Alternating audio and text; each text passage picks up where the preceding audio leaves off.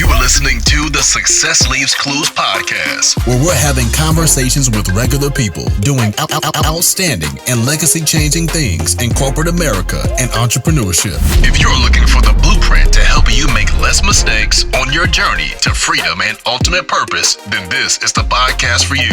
And now, here's your host, Dr. K. Dr. K.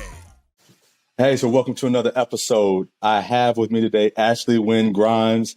Look, we're venturing into a space that we haven't touched before, and I'm intrigued. She is the owner of Cannabis Nursing Solutions. You are an RN, correct? Yes, I am. So that's amazing. I want to know how, of course, that ties in, how cannabis ties in with the medical field. But we're going to touch on your journey and everything. And you're renowned. I've seen you all over the place. You had a featured article in High Times. I've been a subscriber of High Times since I was in high school. So one of my favorite, pieces of literature. All right. So you've done your research. I love it. I love it. Thank you so much. I appreciate the introduction. Yeah. So start out with telling me how you got into nursing. What even brought you into nursing outside of even cannabinoids or cannabis, anything in that field, just nursing itself? What brought you there? Yeah, so that's like my entire career. I've been a nurse for 14 years. So straight out of high school, went to college, became a nurse. And early on in my career, I loved it. Like, it was the best thing since sliced bread. I wanted to take care of people, and I did. At some point, I kind of got bored, and I had experienced a lot of things, and eventually made it up to corporate in a large 14 hospital system. So from bedside nurse to handing out medications, all the way up to six-figure corporate America, where, essentially I was building out programs and projects to implement throughout the hospital. I've gone through things from bullying, retaliation, like the list goes on. So by the time when you say bullying, are you talking about you dealt with bullying yourself, or you were helping corporate America deal with bullying in the? No, I was bullied myself. Oh man. Yes. And not in the school girl way, but in a cultural resistance kind of way, right? Like in the hospital that I worked in, there was this one idea of what they felt the nursing profession looked like. So it's this like clinical, how well do you insert a Foley? Can you insert it the best way kind of thing? And then there was my way, where there's a broad spectrum of approaches to how we impact healthcare. And so for me, education has always been on the forefront of how I interact with health and wellness. So, after a while, I wasn't at the bedside anymore. I wasn't taking care of patients. I was doing other things. So as I was going through that transition, I met a lot of people who just didn't appreciate that perspective. So they decided they wanted to do everything they could to make things difficult for me. Yeah, I know. How did you get through that adversity? Because you have a passion, at least at that time, for the medical field. You're trying to advance, and then you got people that are constantly putting obstacles in your way, honestly, for no apparent reason. Yeah, that's my life. That's how life has been. That's just straight up, that's everything that I am. I always show up in a space where I don't necessarily believe what everybody else believes in. And when I say, and I don't realize how different it is until I start saying it. And then, I meet that type of resistance. But in that particular situation, I didn't stay there long. I only worked there for eight months. Okay. I said, I'm not dealing with this. After I got blasted on, how you do those email chains and you CBC them people and you BC the people. That's what happened. I said, we're not doing this. We're not playing this game. So I immediately started looking for something else to do. And that was actually when I transitioned into that corporate position. That was just way better, a way better job description, a way better job title. Let me put it that way. Okay. Right. And are you still there? Are you still doing that? No, I quit. Quit? So yes, ended up in a retaliation situation at that job. So I was a victim of cyber theft. I had my down payment for my house stolen from me. Wow. Yeah. And, you know, a lot of people don't realize how like invasive that is and what it can do to you psychologically. Yeah. And I didn't even realize it even when I was going through it. But, you know, now looking back, I know that I was going through anxiety, some post-traumatic stress. I had insomnia terribly, you know, so when I would come to work after that experience, you know, I wasn't performing as well. I can see that now. But ultimately it was an effect of the event that happened. And so I ended up going on FMLA. Yeah. Took my time off, tried to reset my sleep patterns, trying to just decompress, get myself together. And when I came back, the goals were still the same. The expectations were still the same. Dates that were, you know, targeted before my FMLA were still sitting there lingering, waiting for me to come back. Oh. And I was still expected to hit those targets, to the point where my boss sat me down and he was like, yeah, we don't think you're performing like you used to. I'm not sure if this job is a good fit for you anymore. Wow, that's crazy. So they didn't extend or shift anything to the right because you were out for medical purposes. No. Yeah, that's rough. Yeah, it was tough. Yeah. So the choices ended up being either get on a performance improvement plan or to take another job. And the only other job that was available in like kind of my area was half my salary. It wasn't even full time. So I ended up taking that position, which actually was a blessing in disguise for a lot of reasons, but mostly because of my boss at the time. So I was very distrustful of healthcare in general. I was very much constricted and contracted in a way where I wasn't receiving, nobody could talk to me. You couldn't do nothing where you would get in an emotional response, period. Like I wasn't dealing with none of it.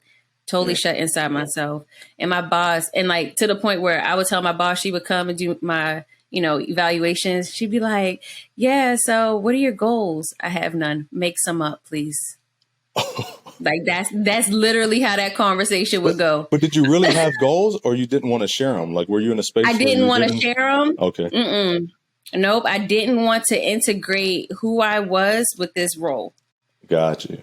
I didn't want no type of like, cause you know, when you take a job, that role becomes who you are. Yeah. You see what I'm saying? In a lot of ways. And if you don't have very clear boundaries, and I have very, very strict and stringent and unhealthy boundaries in how I was operating in that role, because like, I just didn't want any chance that like another role could like hurt my feelings, essentially. Yeah. You know what I mean? Like I'm doing these things, I'm aspiring, I'm achieving, I'm trying to do. And when I would get there, it'd be like, oh, no. They keep moving the goalpost, the finish line, right? Yeah. So you're running this race, and every time you're getting close, they change the rules on you. Yeah. Yeah. Like, nope, sis, nope. Yeah. That's corporate. I've been there. Yeah. But you got to be a really caring person. You talked about how you actually did care for a lot of people, and, you know, doing your bedside manners and all of this stuff as a nurse. What was childhood like that made you caring? Is somebody in your family also in healthcare, or is that no? Everything that I've done is very new to what my family trajectory has been. Okay. But I've always been like childhood wise, I've always been pretty compassionate. I've always had a thing for, I love children. I love witnessing the evolution of little people into becoming who they are. I've been like that since I was even young. Yeah. And so actually I didn't want to be a nurse. I wanted to be a teacher. So, but you know how they teachers don't make enough money, you know, so I thought the best alternative was to be a doctor. I wanted to be a pediatrician, but through my ignorance, because nobody was around to talk to me, I decided to be a nurse and thought I was going to transition into being a pediatrician. Well, that's not how that works. Maybe a nurse practitioner, but not a pediatrician.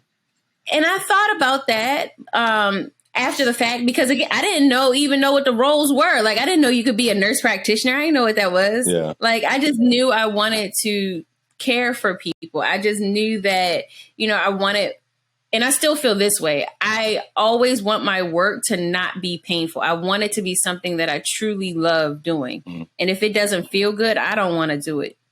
I got fired from McDonald's. Hey. I said, not doing this. Yeah. Well, that makes a lot of sense. I mean, your time is short, life is short. And if you wake up one day and realize that you're in the wrong place or this isn't for you, I think it's time to go. Absolutely. Yeah. Absolutely. Yeah. So you took that position and you said it was a blessing in disguise. So how did that turn out to be a blessing for you? Well, my boss was absolutely very compassionate about what I went through. And she just kind of, as long as I did my work, she just let me be. She let me, you know, like just kind of grow how I was growing on my own independent. Like it was no interference from her. And even the work that I was doing, it was data and quality management. And at this point I had already started like research in the cannabis field, on my days off, I was doing my training course as like my side hustle and things like that. And because my work was to literally read through charts all the time, I got a really good inside look and a good respect for like the way the hospital worked. So when I was going through my career, I always had a very laser focused perspective where my role was my role and I only did that and I didn't really see what was going on around me. And then when I got to this 14 hospital corporate position, I saw it really, really big. Like the scope was so wide that I didn't even see people anymore in the way that like I saw healthcare. So when I was able to put both of those perspectives together and then go back into the hospital, I can now see everything up and down and all the way through. Got it. Yep. So yes. So it really just kind of opened my eyes to some of the, I'll say beauty. I don't know why that's repeating, but the beauty that is the intricacy of the healthcare system. And then also some of the pain that I experienced. So the other like parallel was that last job was actually a job that at a hospital that I'd worked in for the third time. And every time I worked in that hospital, it was when I was in a period of transition. So the first time I was a nurse technician, I was becoming a nurse. I was transitioning into the role of a nurse. Yeah. The second time was when I was getting my master's degree. So while I was working in my master's degree program, I picked up shifts there to help pay for my degree. And then this third time was when I was transitioning into my entrepreneurial role. Wow. So it was very like... Did you notice that then? No, I didn't. Okay. No, I didn't. You know, at this point, I've done so much introspection about like just kind of where I've been and what I'm doing. And I see the patterns now.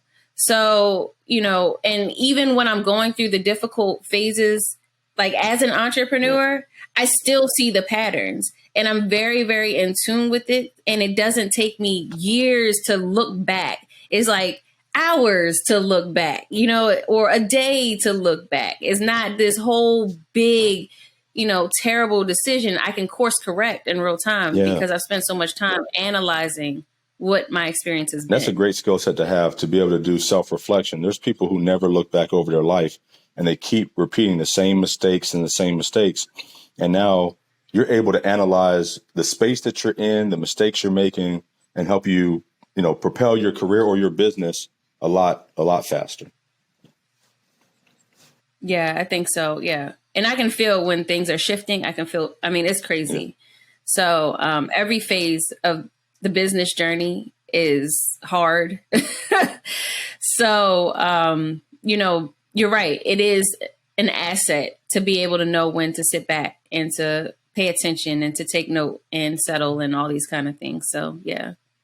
So you get through this transition period and you become an entrepreneur. Did you leave that job or did you kind of build your business as you're still, you know, in that same space? How did that work out?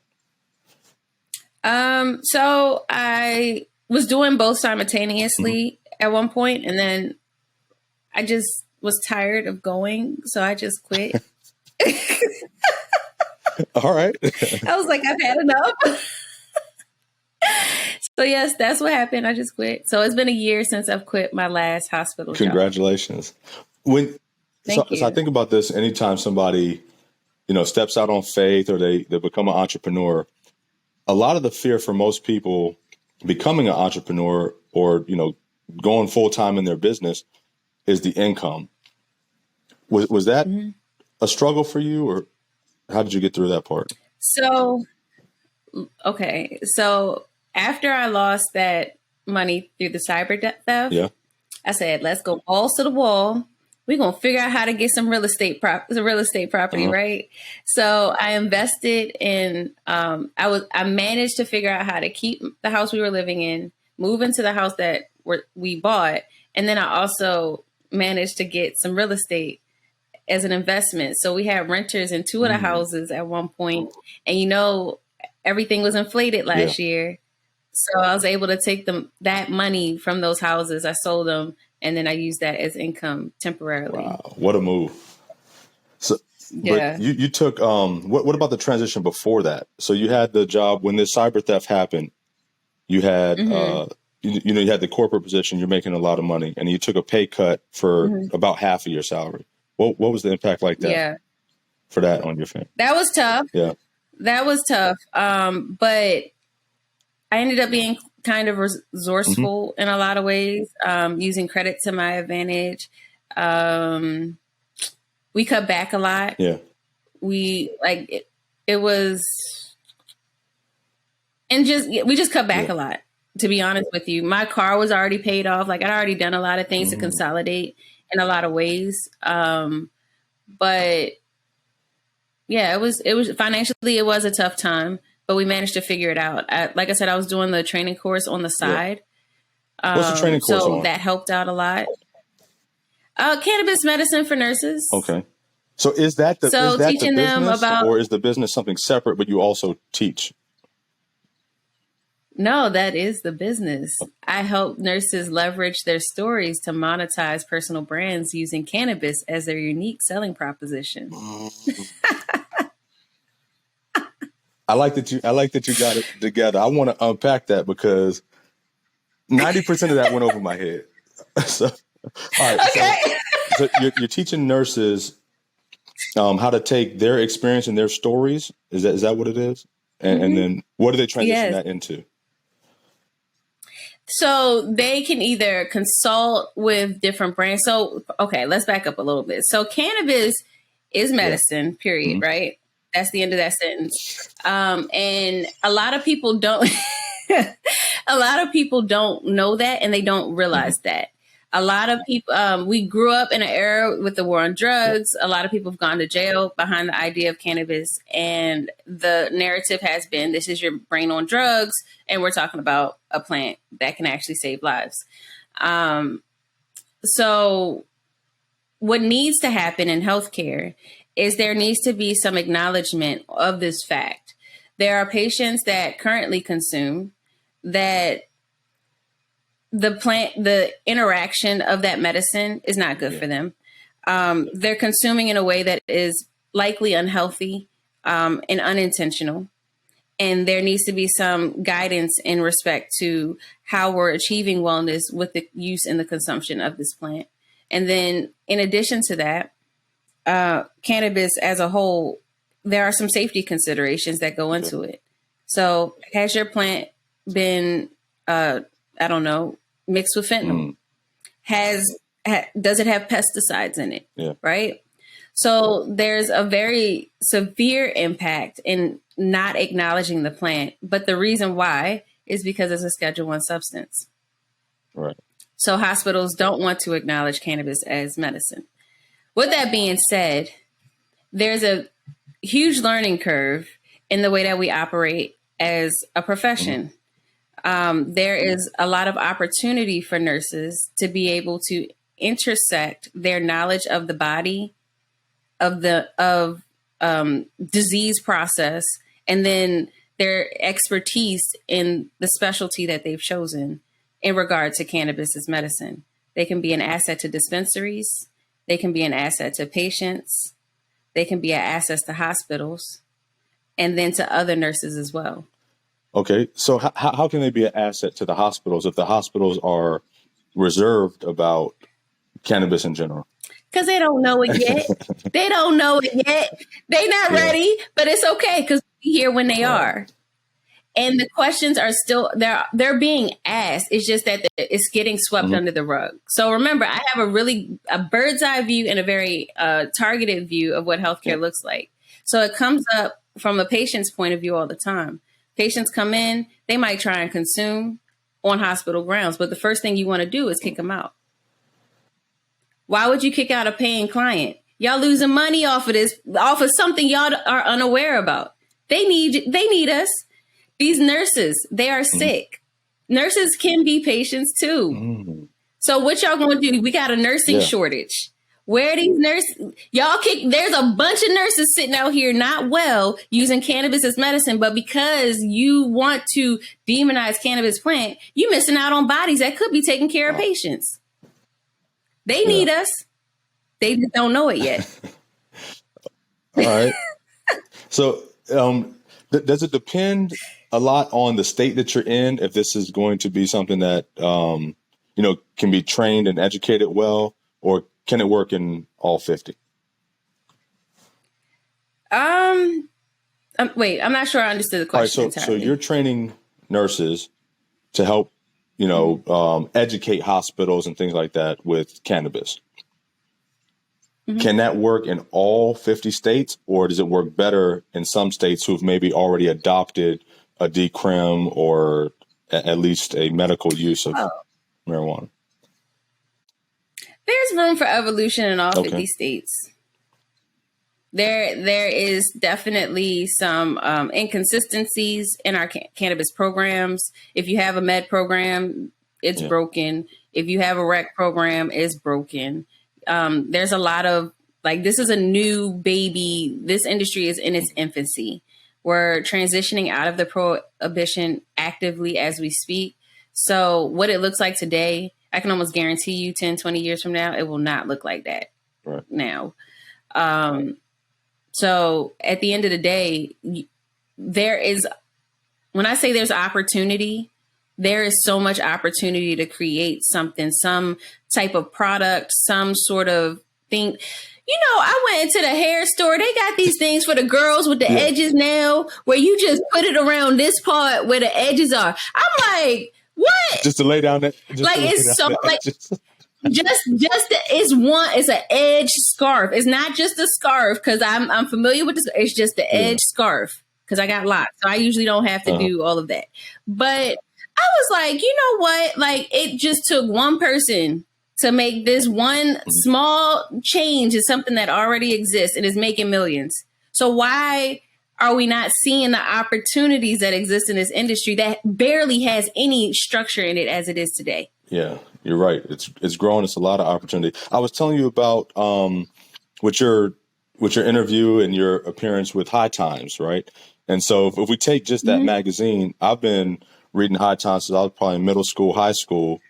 And if you look at when that magazine was taboo, really to even, have, you would hide that magazine, sneak it, with your friends or whatever, because, in the 90s, cannabis was, like you said, it's Schedule I, but it was, really taboo, where now it's kind of, not that big a deal. But just the evolution, you see how that magazine can be, open and, something to be read and celebrated.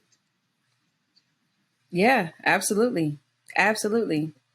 So that's my perspective on it. So anyway, I help people get on the front end of all of that.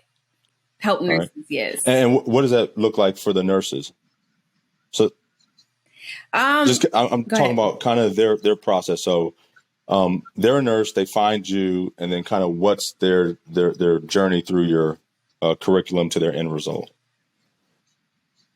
So first they need to know about cannabis, the science behind cannabis, their roles and responsibilities. So we teach them that. Okay. That's the first step. The second step is unpacking their story, getting to the core of what their brand is, who they want to be, envision themselves. So one of the things that I have found for a lot of nurses is that, we're not okay.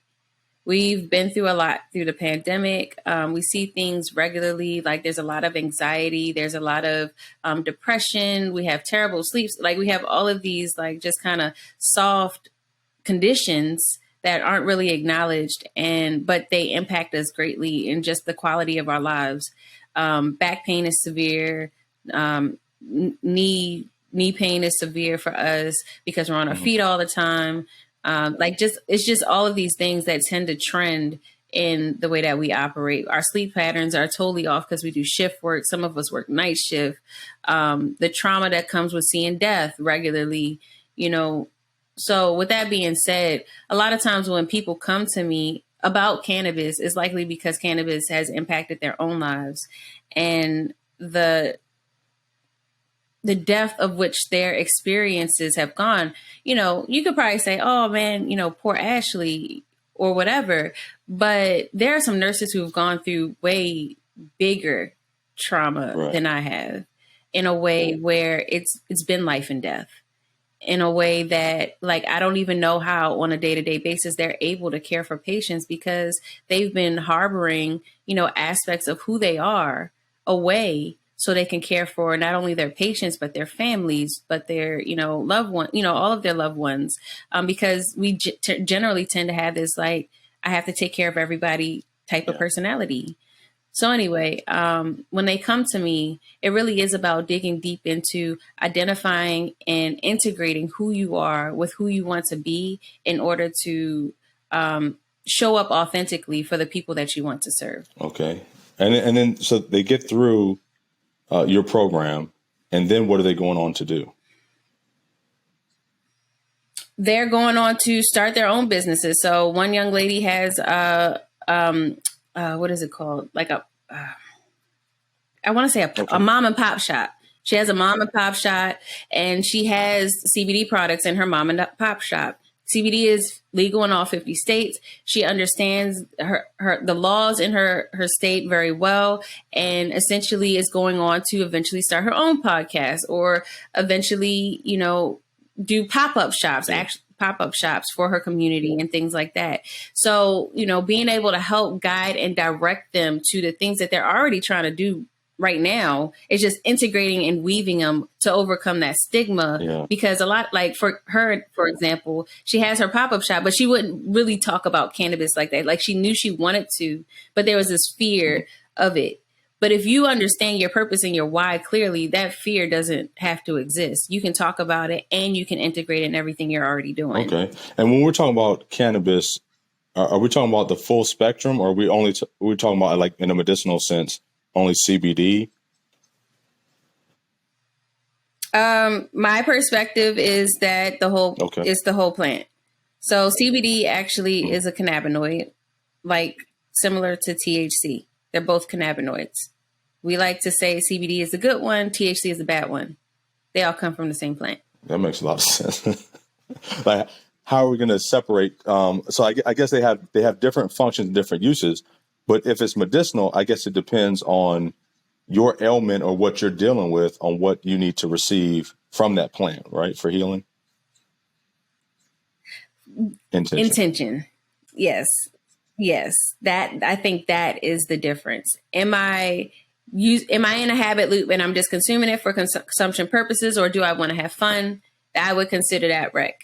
Am I using it because I have this problem and I want to fix it, I want to address it, and I want to achieve healing and wellness? That's what I call medical. But it's the same thing. You put it, you inhale it, you put it in your mouth, you put it under your tongue. It's all the same thing. That's all, like, construct talk. I don't. Yeah, you're right. So it's all the same. And so is it always going to be the case where the nurse is looking to leave their current position in the healthcare field and transition into something that has to do more so with cannabis? Or is there a way that they can bridge and do both? Yeah, I don't think it has to. Because the way that I have it set up is intended to be applicable at the bedside. So if you're a nurse at the bedside and, you're doing your assessment the way that you're supposed to, you can assess on cannabis consumption. If the patient's tox screen comes up positive for cannabinoids, ask them what they took, why they took it, what you're using it for. Okay. Right? Like, that's just basic assessment interview questions. We do that regularly about everything else. You got an STD. Do you have multiple partners? Oh, we real quick to say that, but we don't want to talk about cannabis. Right.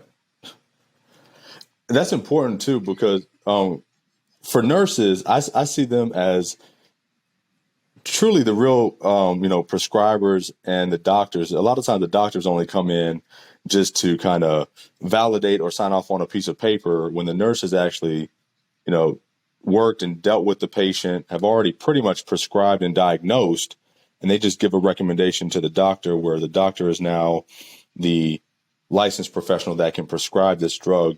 But it's already been basically advised to the doctor from the nurse. So it's important that nurse is educated, like you said, to do those type of interview questions and to get a patient through that process. Yep. Yeah. So where's your business growing to, and what do you see next for your business? Right now, I'm in the process of building the coaching aspect of it. So it started off as a side hustle, and then I formalized the training to become like a training program. And now I'm expanding to the coaching aspect of it, trying to build community around it. I found in a lot of nurses that one of the things that they're yearning for is just connection with other people that understand them. We have a unique perspective that most people, everybody has a unique perspective, but we'll talk about poop and not have a problem. We'll talk about people dying and not have a problem. So to be able to have those free flowing conversations in a way where somebody connects with it is just generally important. And I feel like that's what these nurses are missing. So that's one of the goals of my business. That's awesome. I'm glad you mentioned community, because especially like you said, with nurses in the healthcare field, it's still taboo, even though a lot of people in the hospital might even be using marijuana for whatever medicinal purposes, or even rec, but it's still taboo. And so to have that community of nurses, like you said, who can identify with you and have those conversations and be like a safe space, I think that's good to have. Right. Yeah, definitely. So you got any other magazines you're going to be in soon? Oh yeah, nursejournal.org. I just did an interview for them. So I'm going to be at a conference in 2 weeks. So my focus is nurses. So it's the Black Nurses Week conference coming up. So the focus is, or my title is called Making Green and Cannabis Care. So I'll be teaching a bunch of nurses who want to be entrepreneurs how to make some money in cannabis without actually. So what are you doing? A breakout session at the seminar, or what is it? No, it's an hour-long presentation. Okay. Yeah. So it's a full conference, and I think I get an hour, and it's some meet and greet and things there. So I'm really excited. Generally, I don't really want to go to people's conferences, but this one I actually really want to go. Where's that at? Where's it going to be at? Oh, okay. It's all right. DC. So I'm in Richmond. That's not too far. Are you in DC, or just the conference is in DC? The conference is in DC, okay, so but I'm in Maryland. Okay. Yeah. So DMV is my area. So this is, I enjoy it. But I'm glad you're doing what you're doing. I appreciate you spending time with me and educating nurses and people in general on the value of cannabis and its medicinal purposes, and trying to just remove the stigma. Especially, we got to combat, like you said, everything that was given for this whole prohibition of a plant. So we got to educate people. Absolutely. It's so important. I don't think anybody should be hiding behind anybody's preconceived notions. Like, if this is what you do, you should be able to talk about it. So I got something that I love to do on every episode. So the name of the show is Success Leaves Clues Podcast. So I like to point out a couple of clues that I noticed throughout our conversation that helped you be successful. And I'm quite sure the listeners will probably pick up on some things themselves. But one thing I noticed, you're really a caring person, and that is who you are at the core. And I think it's helped you not only grow your business, but it helped you in your career, as a nurse. You can't just walk into a field like that if you don't genuinely care for people, because you're taking care of people that you've never seen or met before, and you have to love them and take care of them like family. So I noticed that really has helped you. And you talk about your reflection and being able to have self-reflection and assess who you are, where you're at in a mental space, and where you're at career-wise and progression. I think that really helped as well, and it's going to help you grow your business, because you said entrepreneurship is tricky and it's very tough, right? And in entrepreneurship, you're going to go through different phases. You have to be able to assess those phases so you can help yourself make a good decision and continue to grow your business. And the last thing is you wanted to be a teacher, right? It didn't quite work out that way, but guess what you ended up being? I ended up being a teacher. A teacher. So you're educating people, and you're helping them achieve their goals and their dreams. And I don't think there's anything more you can ask for. I mean, that's the epitome of success. That was very sweet. And I listened to one of your podcasts before, and I didn't think it would make me feel the way that I feel. Like I'm all gushy on the inside. You should be. You're doing a phenomenal job. And sometimes it's hard to acknowledge our own success because you're living it daily. But we see you, we're watching you, and appreciate all you're doing. Thank you. So I want to remind everybody out there, if you can dream it, you can achieve it. Until next time on Success Leaves Clues podcast. Thank you for listening to another episode of the Success Leaves Clues podcast. Be sure to follow Dr. K on Instagram at Dr. K Washington or the podcast page at Success Leaves Clues Podcast. We'll see you here next time.